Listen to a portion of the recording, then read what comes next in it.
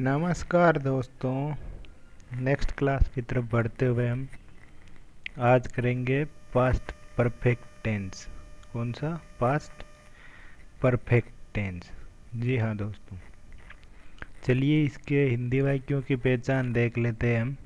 इस टेंस के हिंदी वाक्यों के अंत में चुका था, चुकी थी, चुके थे, याद था, ये थी, ये थे आदि शब्द आते हैं। अगर इनमें से कोई भी शब्द आपको दिखे तो वो पास्ट परफेक्ट टेंस होगा। मतलब एन मेन वर्ब की थर्ड फॉर्म लगानी है, और पास्ट है तो हेल्पिंग वर्ब क्या यूज करनी है? वॉज, वर, हेड या डिड। अब इनमें से कौन सी करनी है वो अभी पता करते हैं। लेकिन इसके अलावा कोई सी भी हेल्पिंग वर्ब आपने सोच रखी है तो वो आप गलत हो। मेन वर्ब की थर्ड फॉर्म क्यों आएगी? क्योंकि परफेक्ट टेंस है। परफेक्ट में हमेशा कौन सी आती है? मेन वर्ब की थर्ड फॉर्म आती है। चलिए, पास्ट परफेक्ट टेंस में हेड हेल्पिंग वर्ब के साथ वर्ब की थर्ड फॉर्म का यूज करते हैं। चलो, हेड का यूज होगा ना। यहाँ पे मैंने क्या बताया था? वॉज, वर, हेड और डिड।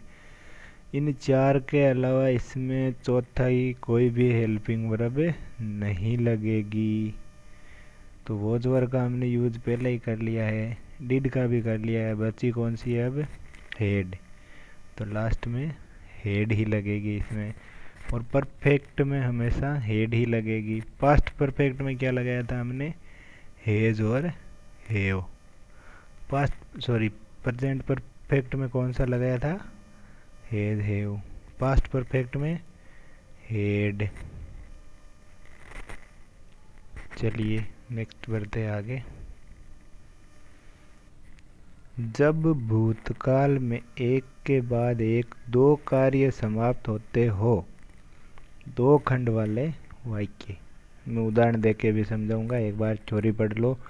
मैंने बोला ही था जिसका थ्योरी में इम्पोर्टेंट होगा, जिसके लिए थ्योरी इम्पोर्टेंट होगी, मैं उसके लिए लिखाऊंगा आपको, तो नोट डाउन करना है और देखना है, इसको ध्यान से समझना। एग्जाम्पल से भी समझाऊंगा, पहले एक बार थ्योरिकली पढ़ लेते हैं। जब भूतकाल में एक के बाद एक दो कार्य समाप्त होते हैं, मतलब एक ही वाक्य में दो काम वो भी भूतकाल में समाप्त हो गए हो, अगर ऐसी चर्चा मिले हमें तो देखो पढ़ते आगे क्या होता है। इस टेंस में दो कार्यों का वर्णन होता है। एक कार्य दूसरे कार्य से पहले समाप्त हो जाता है। दोनों कार्य भूतकाल में ही समाप्त होते हैं। देखो, एक ही वाक्य होगा जिसमें काम कितने होंगे? दो, और दोनों भूतकाल से संबंधित हो गए और भूतकाल में ही समाप्त हो गए होंगे। लेकिन काम दो बताए हुए हैं एक ही वाक्य में, तो क्या करना है? देखो, पहले समाप्त होने वाले कार्य को अंग्रेजी में अनुवाद करते समय प्रत्येक सब्जेक्ट के साथ हेड लगाकर वर्ब की थर्ड फॉर्म का यूज करते हैं। बाद में समाप्त होने वाले कार्य को पास्ट इंडेफिनिट टेंस में लिखते हैं। समझ गए ना आप?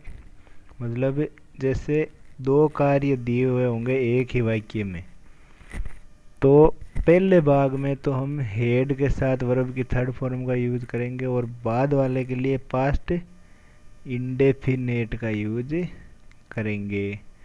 वो सारा भी बताऊंगा मैं। चलो पहले थ्योरिकली तो समझते हैं। अभी इसमें नोट क्या है? एक नोट भी दिया हुआ है, मतलब कुछ इम्पोर्टेंट है।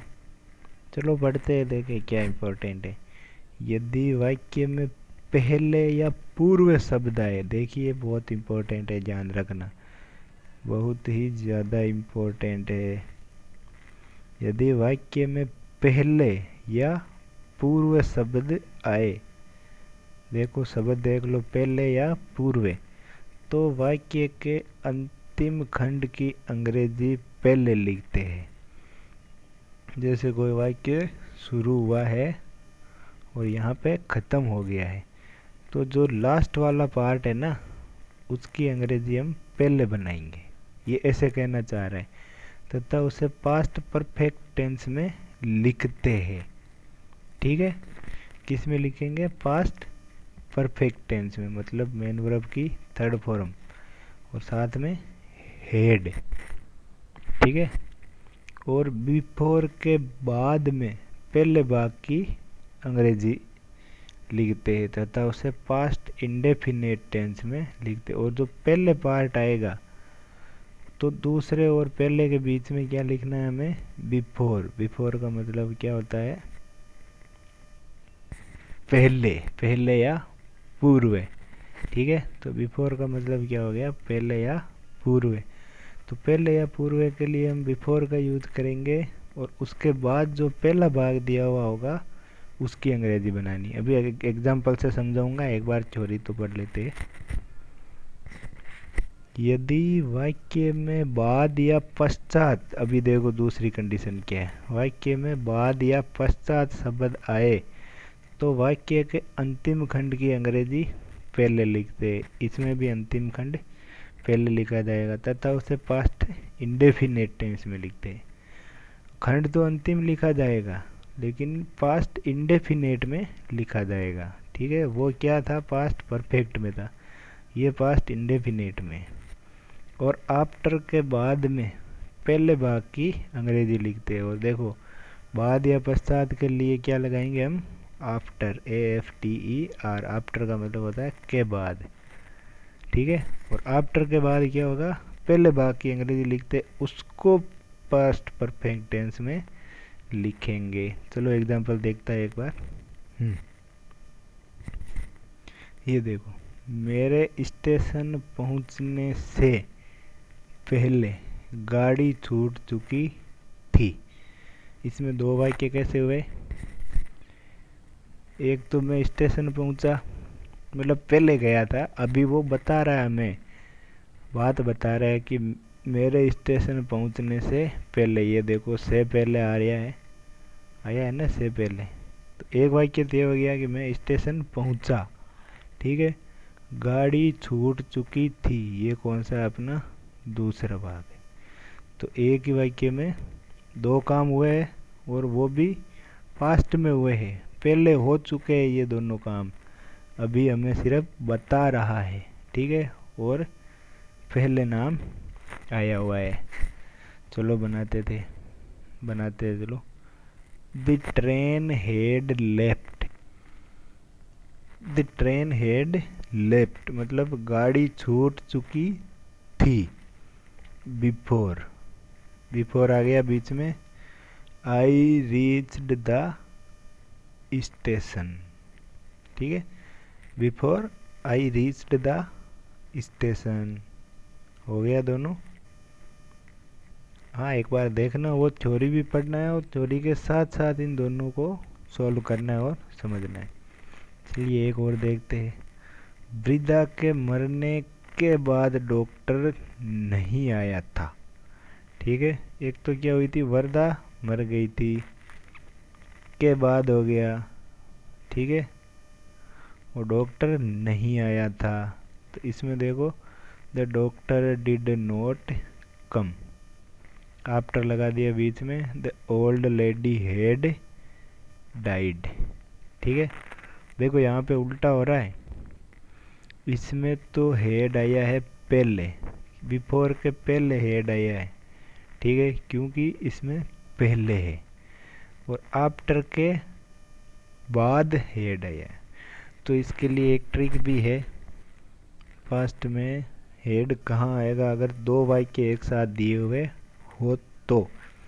अगर वाक्य को हमें बिफोर से जोड़ना हो तो बिफोर का मतलब क्या होता है? से पहले। तो मतलब बिफोर से पहले ही हम हेड लगा देंगे। ये हो गई एक, मतलब एक पकड़ सकते हैं हम इसको, ट्रिक्स बोल सकते हैं। और दूसरा क्या है? आफ्टर। आफ्टर का मतलब क्या होता है? के बाद। तो आफ्टर के बाद में ही हम हेड लगाएंगे। ठीक है, चलो, क्योंकि इसमें तो पहले वाला ये बना है पास्ट परफेक्ट में और इसमें सेकंड भाग पास्ट परफेक्ट में बना है। ठीक है, और ये इसमें दूसरा भाग किस में है, इंडेफिनेट का है, इसमें पहला भाग इंडेफिनेट का है। ठीक है, चलो अभी करते हैं नेक्स्ट। हाँ, पास्ट परफेक्ट टेंस। ठीक है, पास्ट परफेक्ट के क्या है अपने, एफर्मेटिव सकारात्मक वाक्य। ठीक है, सब्जेक्ट हेड मेन वर्ब की थर्ड फॉर्म प्लस ऑब्जेक्ट। ये स्ट्रक्चर याद रखना, सब्जेक्ट हेड मेन वर्ब की थर्ड फॉर्म प्लस ऑब्जेक्ट। वह गाना गा चुकी थी, सब्जेक्ट क्या है, वह, चुकी थी मतलब लड़के के लिए सी, हेड का हेड। हाँ, इसमें सिंगुलर हो या प्लूरल दोनों के लिए ही हेड ही आएगा, सिंगुलर हो या प्लूरल दोनों में हेड ही आएगा और कुछ नहीं आएगा। संग सॉन्ग, मेन वर्ब की थर्ड फॉर्म क्या है, संग सॉन्ग। ठीक है, नेक्स्ट, भारतीय टीम पहली पारी खेल चुकी थी। ठीक है, Indian team head played first innings. ठीक है, Indian team head played first inning. Next, मैंने उससे बात कर ली थी, I had talked with her, I had talked with her. ठीक है, देखिए थोड़ा सा ध्यान से तो पढ़ना तो पड़ेगा आपको, लेकिन इतना कोई महाभारत नहीं है इसमें कि यू कांट अंडरस्टैंड दिस। बस थोड़ा सा ध्यान लगाने की ज़रूरत है। नेगेटिव सेंटेंस क्या होते हैं, नकारात्मक वाक्य। वही स्ट्रक्चर सेम है, हेड के जस्ट बाद में नोट लगा देना है। क्या है, पिछले वाला स्ट्रक्चर होगा, हेड के जस्ट बाद नोट लगाना और कुछ नहीं करना है। उसने मुझे अपनी किताब नहीं दी थी, she had not given me her book, head के जस्ट पास में नोट है और कोई फर्क नहीं है, गिवन देना होता है, थर्ड फॉर्म है तो गिवन मी हर बुक। वह लड़का स्कूल कभी नहीं गया था, that boy had never gone to school, that boy had never gone to school. आप बोलोगे इसमें नोट नहीं आया, ये देखो नेवर, नेवर का मतलब क्या होता है, कभी नहीं, तो इसमें दोनों लगाने की ज़रूरत नहीं है। तो बोलेंगे कि नोट क्यों नहीं लगाया, नोट लगा दे तो ये हमसे हैंडल नहीं होता। ठीक है, तो इसके लिए अलग एवर का यूज़ करना पड़ता, तो इससे अच्छा हमने नेवर में नहीं भी आता है और कभी, दोनों का एक साथ वर्ड अगर आपको यूज़ करना हो कभी, जैसे कभी नहीं लिखना हो तो आप नेवर का यूज़ कर सकते हो और वो नकारात्मक वाक्य ही माना जाएगा। मेरा बड़ा भाई एमए नहीं कर चुका था, माई elder brother had not passed MA, my elder brother had not passed MA. बड़ा भाई क्या होता है, एल्डर ब्रदर लिखते हैं उसको, एल्डर ब्रदर क्या होता है, बड़ा भाई। अभी कुछ कुछ देखना, आप देखा होगा हैप्पी बर्थडे माई बिग ब्रदर, तो दोस्तों वो बिग विशाल वाला होता है, जैसे किसी भवन वगैरह बिल्डिंग, किसी निर्जीव वस्तु के लिए हम यूज करते हैं। ठीक है, अपने बीच के रिलेशनशिप को बताने के लिए एल्डर और यंगर का यूज करते हैं। कुछ छोटे भाई को लिखते हैं ना हैप्पी बर्थडे स्मॉल ब्रदर, तो वो दोस्तों निर्जीव वस्तु के लिए यूज होता है स्मॉल ब्रदर। ठीक है, संजीव के लिए क्या होता है, यंगर, यंगर यानी क्या होता है, छोटा, YOUNGER, यंगर यानी छोटा, और एल्डर यानी बड़ा। ठीक है, तो आज के बाद ऐसी गलती मत करना बिग ब्रदर और स्मॉल ब्रदर वाली। ठीक है, चलिए नेक्स्ट करते हैं। कोई भी कन्फ्यूज़न रहता है तो आप कमेंट करके बताइए, I will surely help you. हाँ, interrogative sentence, and you can follow me on my Telegram. जी हाँ दोस्तों, जब वाक्य क्या से शुरू हो, क्या उसने तुमसे बात कर ली थी, यस, यहाँ पे देखो हेड आगे आ जाएगा, subject MV3 plus other word plus interrogative sign. Next, क्या उसने तुमसे बात कर ली थी? Had he talked to you? Interrogative sign. Next, क्या मैंने तुम्हें 100 का नोट दिया था? Had I given you a 100 rupee note? Next, क्या मुख्यमंत्री ने स्टेज पर भाषण दिया था?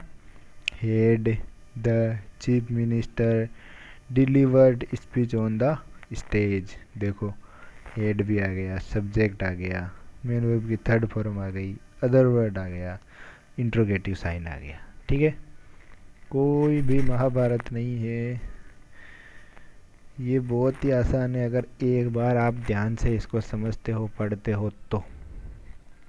बाकी आपकी मर्जी है, गोल के कोई पिला नहीं सकता, पढ़ना ही पड़ेगा बस। Double interrogative sentence. ठीक है, तुमने अपने कपड़े स्वयं क्यों नहीं धोए? सॉरी, क्यों नहीं भी मैं भी बना के दिखा दूंगा, अगर गलती से बनाए तो नहीं वाला भी बताऊंगा मैं आपको, बट ये समझिए, तुमने अपने कपड़े स्वयं क्यों धोए थे? नेक्स्ट, चलिए बनाते वाई। क्यों के लिए हमने यूज़ किया वाई। यहाँ पे देख लो, सिंपल है, WH family, head, subject, MV3, other word, interrogative sign. Had you washed your clothes yourself? Interrogative sign. उसने मेरे बड़े भाई से क्या कह दिया था? What had he said to my elder brother?